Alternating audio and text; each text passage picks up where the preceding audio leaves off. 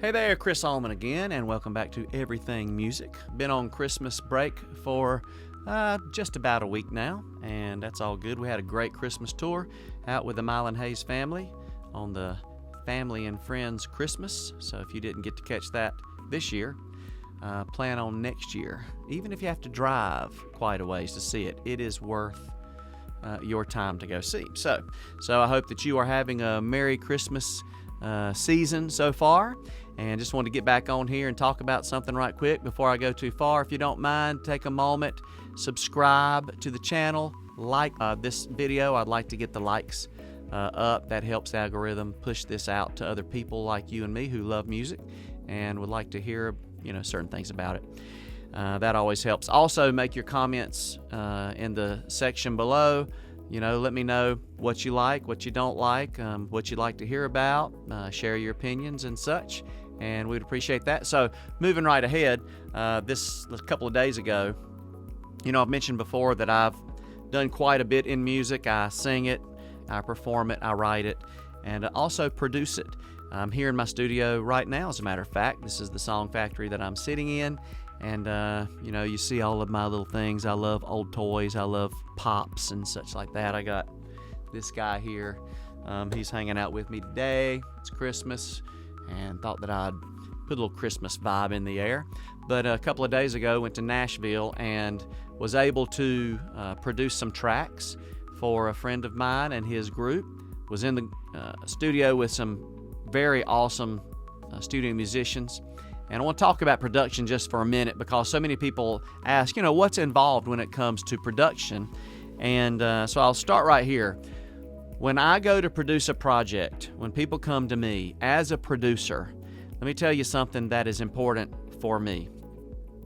And that is that I am very instrumental in regards to the song choice of what's going to go on your project. Now, you might think, well, we want that to be our choice, and we want to put the songs on here that we want to do and the things that speak to us. And I understand that. That is really what would make sense as a concept in regards to you being the artist and you putting on there what you want. But I'll be honest with you, I've dealt with a lot of artists.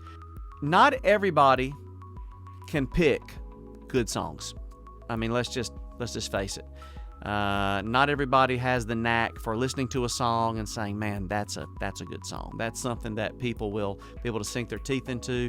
That's something that will keep the listener listening. So, over the years, I've grown a knack to be able to listen to a song, within a verse or within the first of a chorus, and tell whether that song is a good quality song, whether it's worth putting on a project and going forward with or not. So the song choice, I would venture to say, is the very most important part of the production process. If you don't have good songs, you can have the greatest musicians, you can have the greatest recording studio set up, you can record the most clean vocals, everything's on pitch, everything's lined up, everything's perfect. But if the songs aren't good, it is not going to be a good project. I've listened to projects before that are so sonically well done, but the songs aren't good, and you end up hitting skip, trying to find something that you enjoy listening to.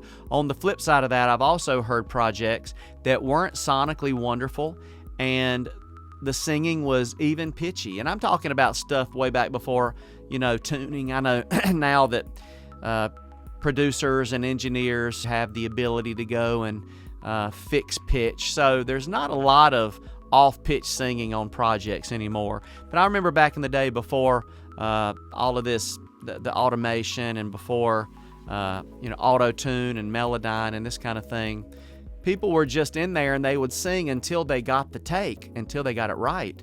And that's just what you had to live with when it was like, man, I've done it the best that I can do, we're moving on.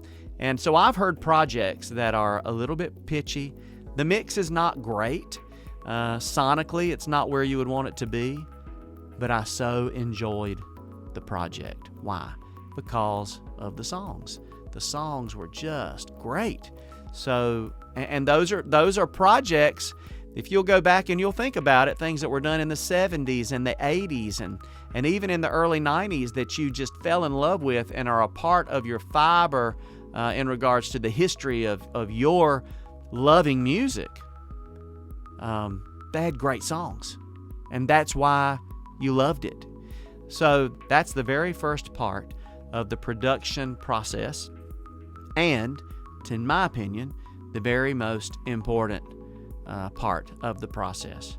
And then, of course, that you go on into, okay, let's listen to these songs and let's figure out keys, the things that are obvious. Let's figure out arrangements and things like that. Let's look at how we would like to the body of this song to go and that to go. So you get together with the artists and you talk about that, you make notes, and you send that to your session leader, who is going to chart the session and have charts ready for the rest of the musicians, and you get that done ahead of time. And we send that ahead, and when we get there, the session leader's there, he has the charts, we're ready to go, and then you do the music. Now, as a producer, myself, I've heard of producers that go into a session whenever there are musicians there, and I'll be honest with you, I can play a little bit of guitar, I can play a little bit of bass, I can pick something on the piano, but I'm not a piano player at all, and just can't do it. I can't hear something and then play it. Guitar, I can pretty much. Bass guitar, I can figure things out. But I'm just not what you would call a musician when it comes to playing instruments. With that said, if you are a group and you have musicians that play on live for you, let me say this, that doesn't mean they're studio musicians. I have situations where I have people come in and they have a piano player and they're like, well, our piano player would like to play on the project. And that's kind of iffy, because in the studio you have a block of time. And if you have a drummer who's a studio drummer, you have a guitar player, steel player, an auxiliary player who is a studio player, and all of these other players are studio players, and then you bring in a piano player who's not a studio player, not used to getting this song on the fly, not used to reading charts, just not used to it. I'm telling you, you are going to have a very frustrating day in the studio. Now, your live musician may be of studio caliber, and in that event, go ahead, use them. But I'm going to say most groups who have live bands, that doesn't mean that they are built for the studio. So keep that in mind. But we go in, we do the music, and as a producer, since I'm not a musician that is of that caliber, and I just say have at it.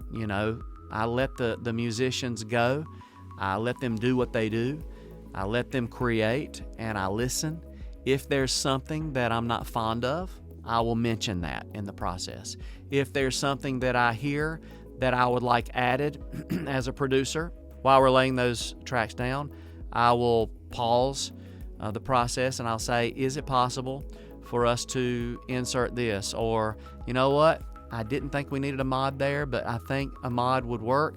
They'll take a moment, they'll write that into the chart, and they'll do that. So as far as a session with the musicians, I don't micromanage musicians, because I don't want a producer micromanaging me as a singer, because I feel like I know what I want, I know how I want to perform that, and I feel that way about musicians. They just are gifted, they can do it, so I let them be. So we get the music done, and then of course that engineer will send the files to me.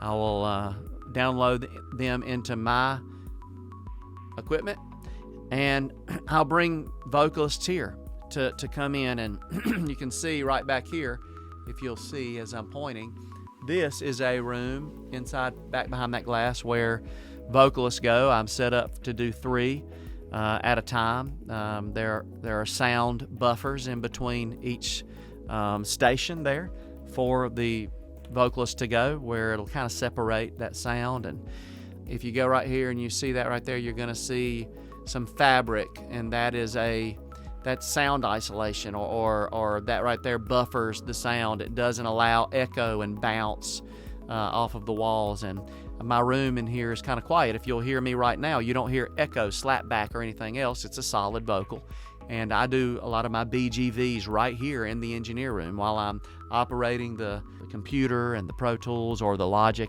And so they come here and they do their vocals, and from there they leave me to it. I'm able to do Melodyne. I'm able to fix any kind of pitches. I'm able to line things up where they may have said an S or two differently, where somebody held a little longer or whatever. I can pull that back, and we can do that with technology now, and that saves a lot of time. Now, whenever I produce vocals, I'll be honest, what I listen for is a good performance. I listen for the phrasing. I listen for emotion. I listen for the way the words were said. I listen for all of those kind of things. If somebody delivers a line, there's a lot of emotion there, it was phrased really well, their tones were really good, and they didn't have any rasp in their voice, and there's nothing wrong on that end, but maybe they were a little pitchy, I'll let that slide and I'll fix that later. Now, if there's something that is easy and I'm like, this is a little line, hey, let's get that, again, it was a little pitchy, I will allow the artists opportunities. And I always check with the artist to say, hey, now, here's what I can do. I can fix that later. But if you don't feel good about that line, I want you to feel good about it. Why? Because as a producer, my job is to deliver a product that the artist is happy with. When they listen back to it, I don't want them remembering a time when they're like, man, I wish I could have done that line again, or I wish I could have sang that again. I could have done it better. So if they're in here and an artist is saying, I think I can do it better, I allow them to do it until they say they are good with it, because I don't want that stuck here and giving them something mental to refer back to say, I wish I could have done that again. I never want any regrets in regards to that. So I allow them to do it as many times as they can do it until they're either exhausted, and I tell them, I can just fix that, or they're satisfied. So they leave that with me. I do the editing and the fixing, and then I mix the project, and that's a whole another ball of wax. But that's production in a nutshell. So song choice process, most important, and then just being prepared, sending things ahead. So hey, I do produce. If you're looking to do new music here in the next year, I would love to produce you. I can do several a year. I've got 2 or 3 coming up this next year in 2026. I would love to add you to it if you're thinking about that, and you kind of like what I've said here today, and you feel like that I'm somebody you could work with. I believe that I'm very easy to work with. I'm very accommodating. I seek to make you, the artist, very, very happy and satisfied, and I don't stop until, a lot of people, whenever they mix a project, and I'll get into these kind of things, engineering and mixing on another thing, but I'll say this, whenever I am finishing the project, I will send versions of the song, and we'll say, hey, listen to this on several different devices. Let me know what you think. Let me know what you want added. Let me know what you want different.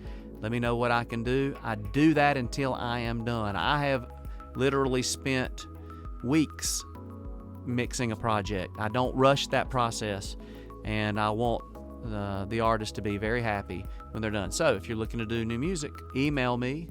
My email is songfactorystudio@gmail.com. songfactorystudio@gmail.com. You can also find me on Instagram, The Song Factory.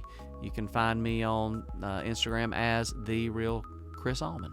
You can find me on YouTube, obviously, and Facebook, and this, that, and the other. You can message me. You can email me. So just let me know. I'd love to work with you. That's production in a nutshell. Thanks so much for listening and watching. Leave your comment, subscribe, like, share. God bless you, and have a Merry Christmas.